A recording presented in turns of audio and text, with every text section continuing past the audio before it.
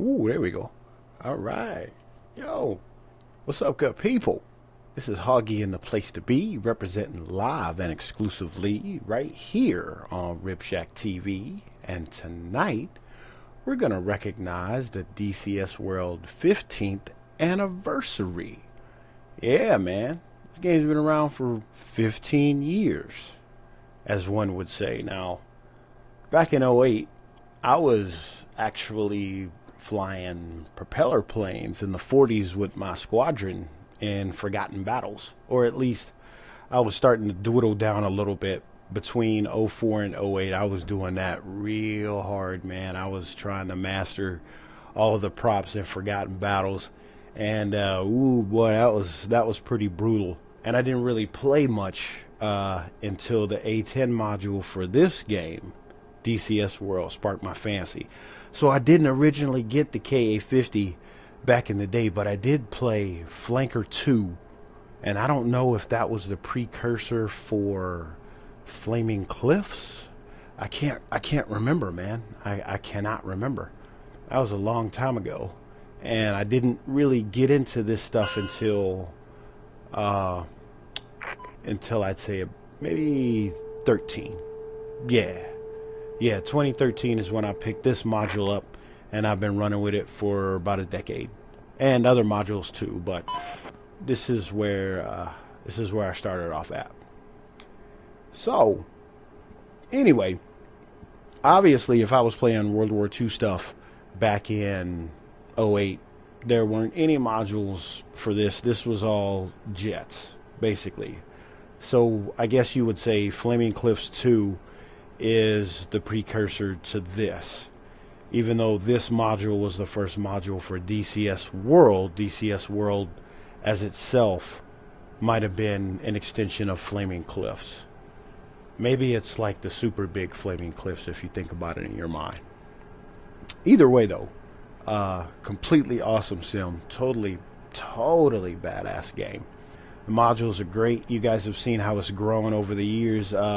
Man, if you saw that video, dude, that video was, man, it was righteous, because they went through all of the different, all the different forms that this game has taken since its iteration back in whenever, and came a long way, man. This is just, it's awesome.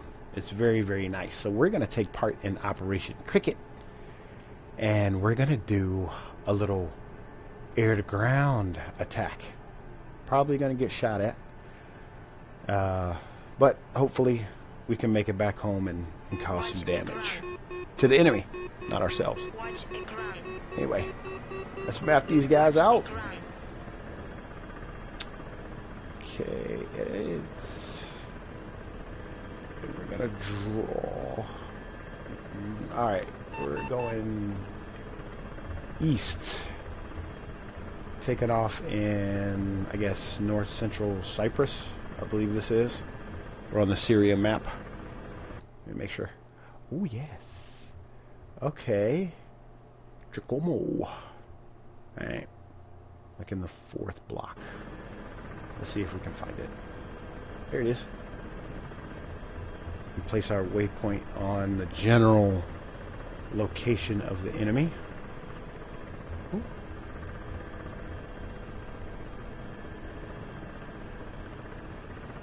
Yeah, right there. 4th block. Pop.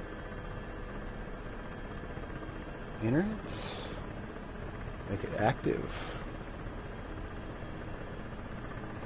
Okay, we're already loaded up, so we're going to turn our lights off. And while I was yakking about the anniversary, our aircraft was starting.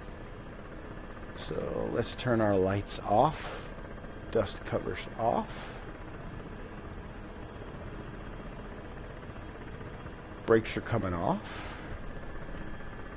Set the trim. And we have already turned off the heading hold. So that means it'll just kind of go wherever it wants. And usually when I take off, man, I just go straight up. You're supposed to taxi. I don't. Maybe I'm a little impatient. But we just discussed how long I've been doing this, right? Decade. Yeah. I mean, I still do stupid stuff. Make mistakes. You know. That's natural for a cocky pilot. But I think, and this is because I have operated a real airframe before, not solo, but instructed before, I honestly think that being a pilot demands a bit of confidence when commanding control of an airframe.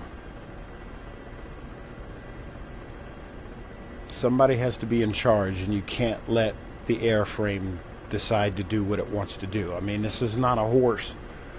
Horse obviously does what it wants to do, but if your airplane is doing what it wants to do, if a mechanical entity is doing what it wants to do, then the operator's got some serious problems. If it's doing what it wants to do, meaning random at any point in time. Nice scenery out here, huh? Good birdie.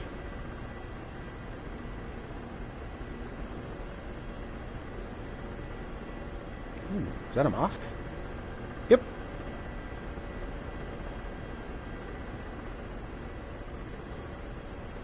There's some fat memory leaks in this map. But it's a newish map. I think the newest one is Normandy 2.0.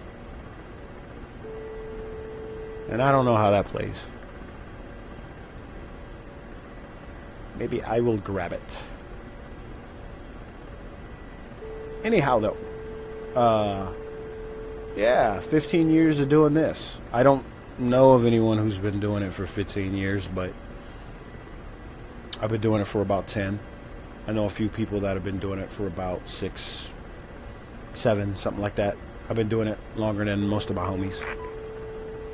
But they're with me, though. You know, we're all doing our thing. As funny as it is, one of my buddies, he doesn't actually fly DCS, but he assisted in the voiceover for DCS content. Yeah, he was a Russian guy in the Hornets movie. Absolutely. So no doubt he appreciates it. That means basically most people in the Rib Shack do. Actually, there's a couple of folks that are in the Rib Shack Discord that are just there for DCS. I guess they came for the World War II server. But yeah, once that actually came out, the World War II aircraft and maps and the assets that went along with them, this game began to directly compete, I believe, with the newest iteration of IL-2, which is nice, just as brutal. I haven't tried it before, so I guess I shouldn't say that firsthand. I did what I had to do with that game, or those sets of games. Wanted to try something new. And this has modern aircraft, which includes rotary. And the main reason why I got attached to this game in the first place was because I wanted to try a new, different kind of helicopter, and I played Take on Helicopters before. I was talking about this when I was doing the video about the Apache and the Hind coming out maybe 2 years ago, something like that. And I was flying around the Persian Gulf. But yeah, man, I was all about helicopters at the time. I've been on my helicopter thing for a while. And this proved to be the most realistic simulation that I could get a hold of, even though some might say it's a little simplistic, kind of easy to do, whatever. I honestly adore this aircraft. You can abuse it just like any other airframe. You know, I mean, it does what it does. It's got its quirks and all of that. It's a lot easier to fly than the Apache and the Hind are in this game. Got both of those modules, tried them. Of course I did. I did the video, man. I was excited about it. They're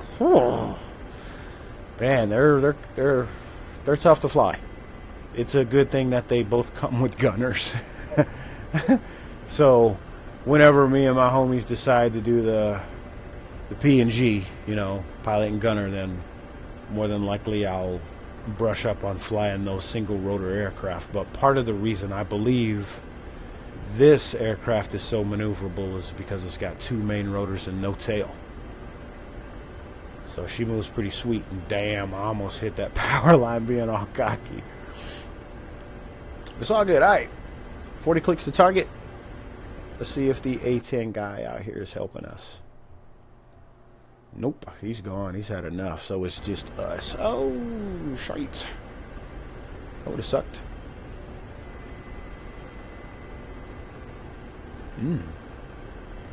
Actually got an adrenaline rush from that. That happens a lot in VR. Whew, not kidding.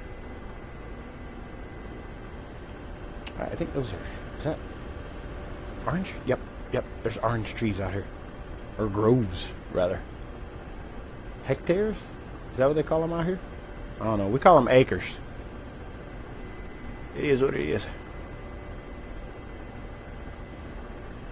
Okay, how many other pilots are out here with me tonight? Quite a few. Count them if you want. Dang. Who's that? 400 points. Yeah, it had to be a F-18. Well, no. I shouldn't say that. Considering that the F-15 has released, I could definitely see how somebody could rack up a lot of AG kills and AA kills. I was seeing a lot of them maybe a month or so ago. Oh, hey, what up? Hold on, let me see your name. Palf20. Yo, how you doing, man? Do I have VR set up? Yeah, I got VR, but man, my VR is nuts. Like, I got Rift S, right, bro? And sometimes it wants to work, sometimes it doesn't. Matter of fact, that's not the best way to put it. It disconnects when it wants to. I mean, it's a beautiful thing. I get the what is it, the screen door effect on it pretty badly. It's a pain in the butt because I got to put in my contacts when I do. I think my buddy Matt.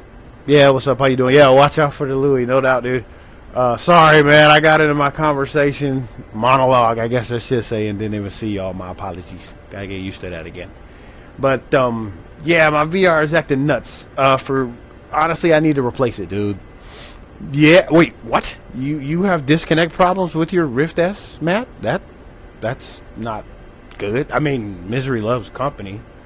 I mean, for troubleshooting, meaning if it's happening to both of us, I'm wanting to say it's their drivers. I don't want to bash them out here, man. I'm just saying that my Oculus is not being friendly. So I went back to this, and it's actually easier to present. I would never try to, you know, I mean, I did a VR video once in an F-18, and it was lame. I looked like an idiot with the freaking thing on, trying to talk to everybody. I probably bumped into the mic a couple of times. I mean, it was enjoyable for me, but not necessarily for everybody else. So since I decided to get back into my streaming thing on YouTube, I said, well, let's just go ahead and ditch the VR anyway.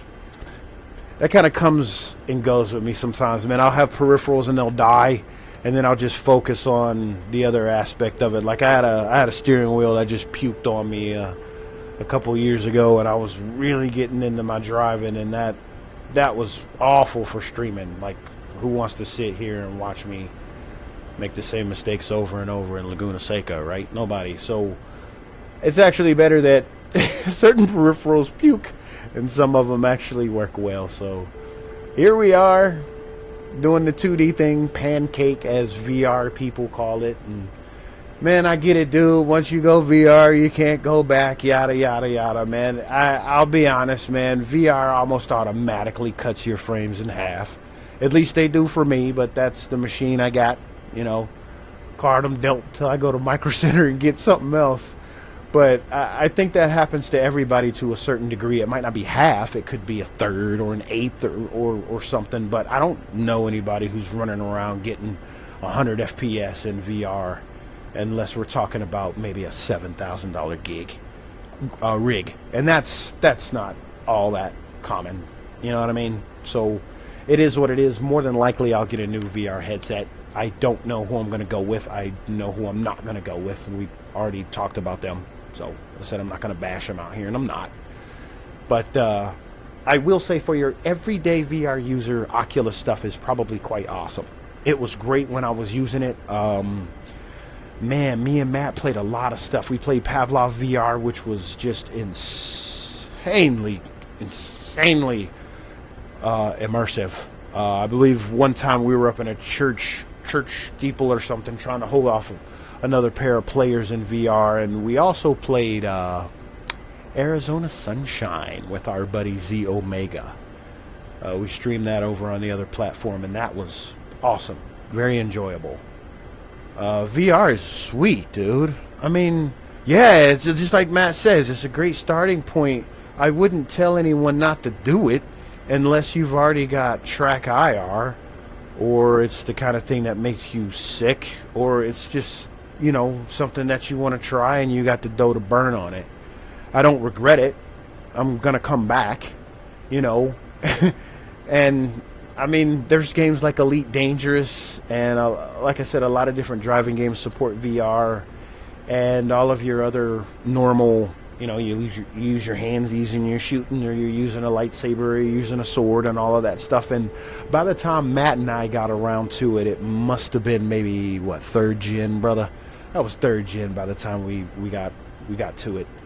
We're knocking on 5th right now. I would say wait a little bit. Unless you're anxious. It's still fun. But for me and my equipment, slowed me down a little too much. Anyway, alright, headed to the target. We're 13 clicks out. Almost crashed twice.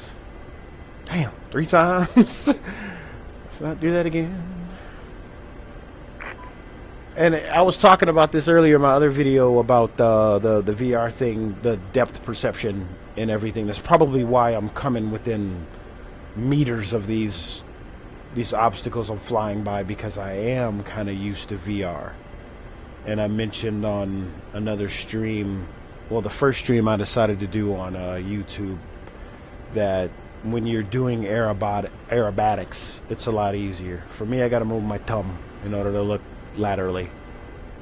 And you know, like I said, people with track IR, I don't know if they would be prepared to go straight to the full helmet, closed in, no peripheral vision.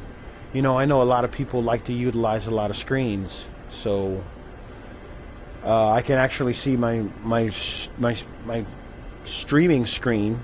I could utilize it while I'm not here, and if I'm in VR, it's like, oh, okay. I mean, I'm pretty sure there's little pop-ups that you could utilize, but adding stuff to my Oculus wasn't the best option. All right, we're 7 clicks out, and that's the maximum range for my riffle. So we're gonna go from cruise to hover with minimal altitude gain. Damn, that was almost textbook too.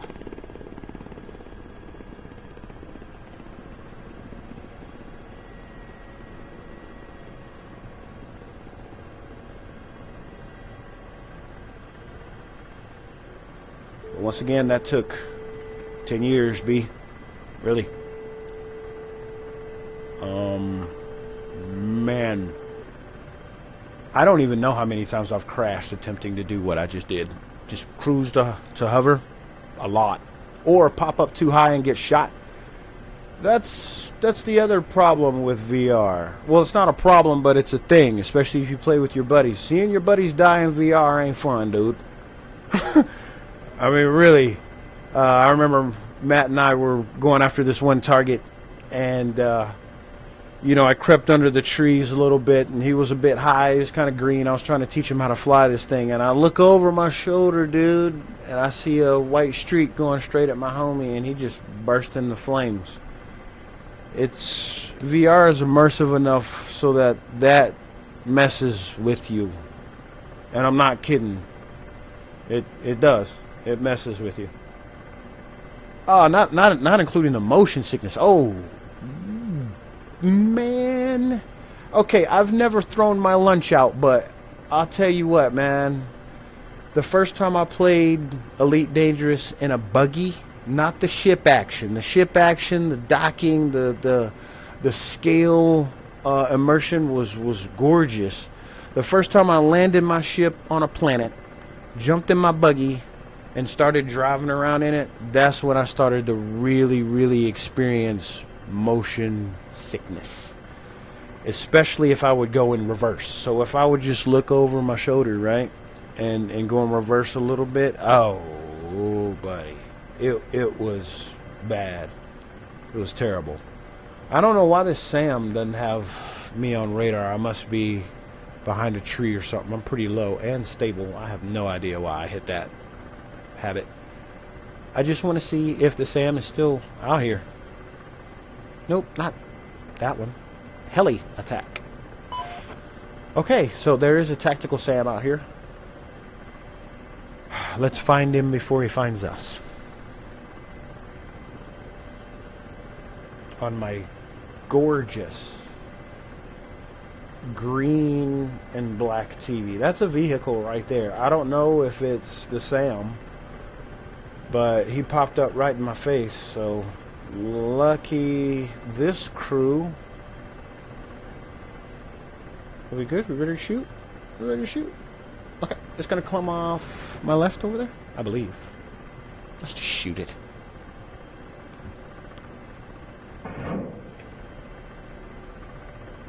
Magnum. No, rifle. Damn, forgot the call. Alright, here we go. Under the wire. Under the second wire. Not as close. And kiss the armor goodnight. Ah. It was already dead. Okay, of course it couldn't have been that easy.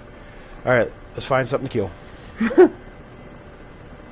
Yeah, it's definitely a vehicle. And it's already dead. But I did spy with my little eye. You see the corner of that right there? Man, I don't think my missile can go through that hole. Fuck it.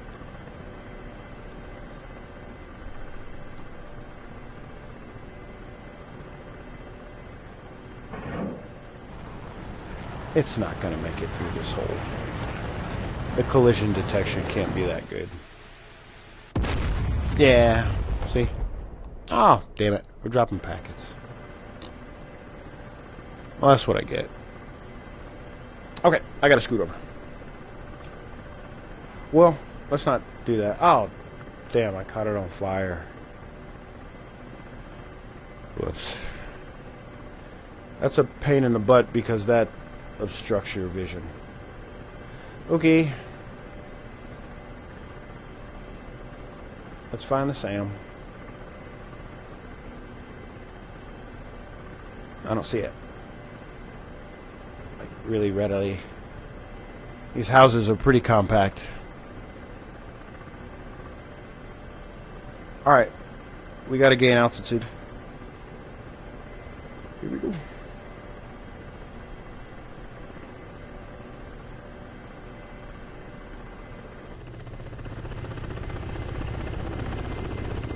Come on, man, go up.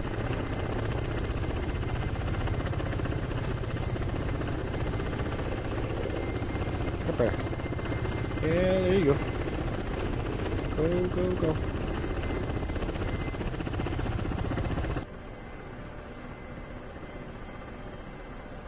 Not too fast. Ooh, too fast.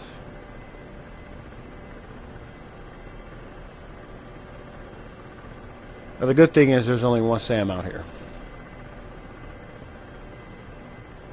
So it's not as if, you know, it's 2-on-1, but I'm in range of this Sam, so whoever sees the other and shoots, well, yeah, acquisition and fire, whoever is faster wins. Because once he gets a line of sight on me, his radar is going to pick me up. Wild weasel, I guess.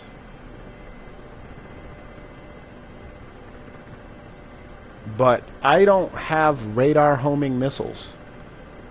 Wild weasels usually do. A strike, a harm, something. I've got to do it all manually. Oh, shit! There he is, right there behind the building. Nice. Okay. Whoop. His missile's gonna kiss me in the face.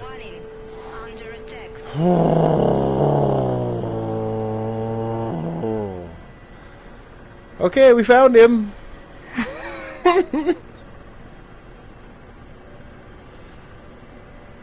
Alright. Now how am I gonna kill him before he kills me?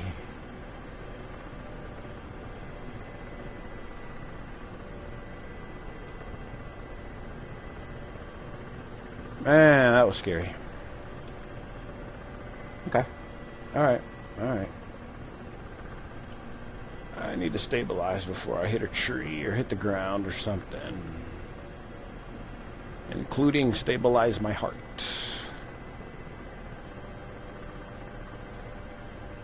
Told you I was in range. I don't know if you saw it, but I could see the radar dish spinning behind that building. So I know where he is. The question is, can I shoot him? Man, why can't I stay in the air? What's going on? Okay, yeah. There we go. That's why I can't stay in the air. Let me lock. The question is, can I shoot him before he shoots me? But I doubt he moved. Oh, I messed my trim up. Okay.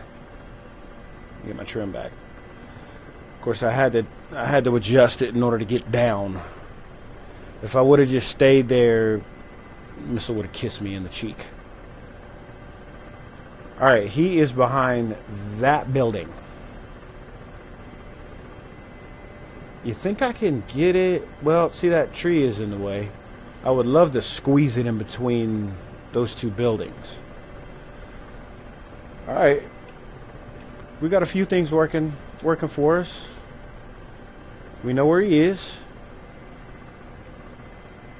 And if we manage to pop him, we could pretty much feast on the whole target until we run out of missiles. Already wasted 2. But this is the hard part, man. Maybe, just maybe. Okay, I've done this before.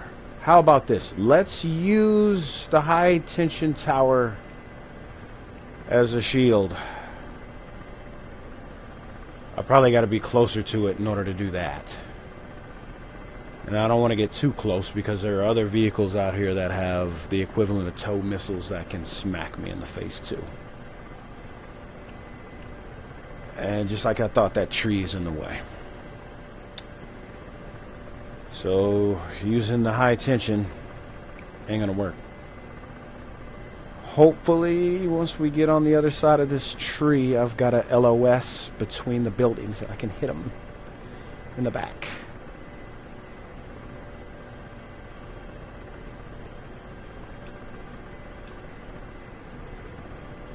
Yeah, that's a lot easier to do in VR because you just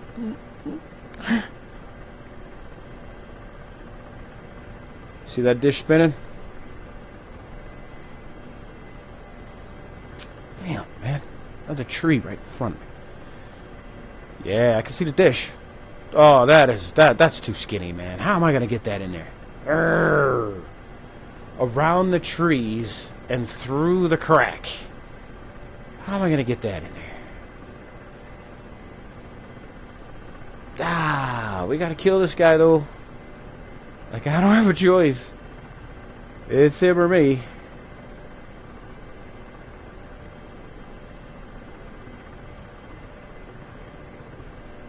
Alright. Let's try it. Oops, too sensitive. Come on, baby.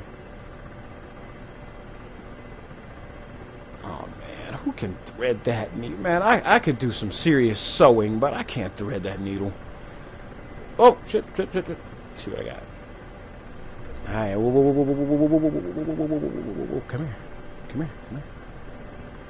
here, don't do that. Oh.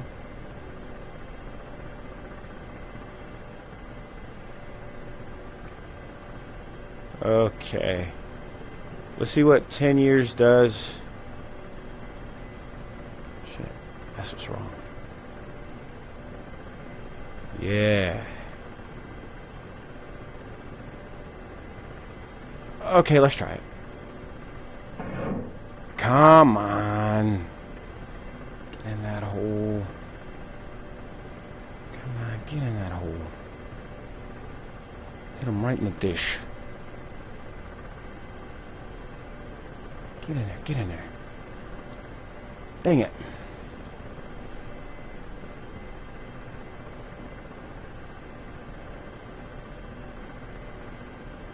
Okay, that was good and bad. It looks like because that impacted behind the buildings. So I think I got a chance. All right, screw it. Let's just trade blows.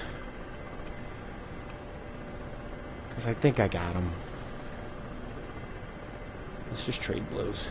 Come on. Okay. Come on, baby. Let's shoot this guy before he shoots us.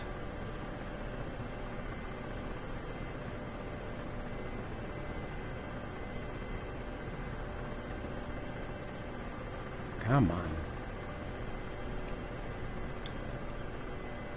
Yeah, okay. A little left. Gotta put the circle in the circle.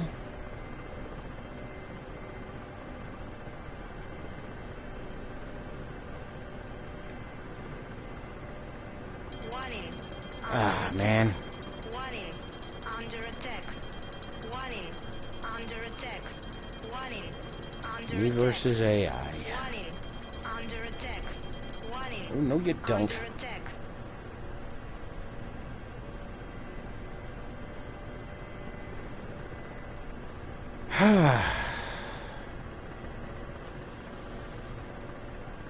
Okay, man. Screw it.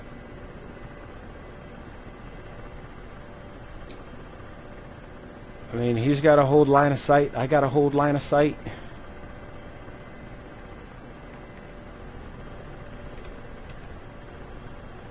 Of course, he's got a radar. I got eyeballs and a laser.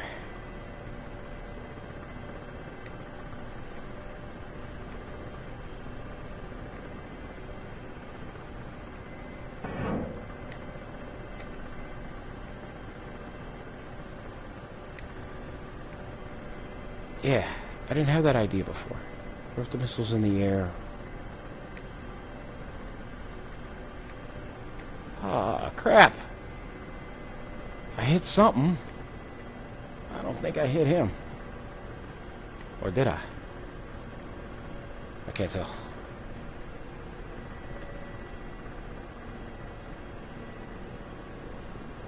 Oh. No, there he is right there. Target. Come on. Why is he not shooting me? Warning. Under attack. Why did I ask that question? Under attack. Warning. Under attack. Warning. Under attack. Warning. Oh, you got me now. Under attack. Shit. Yeah. Ah.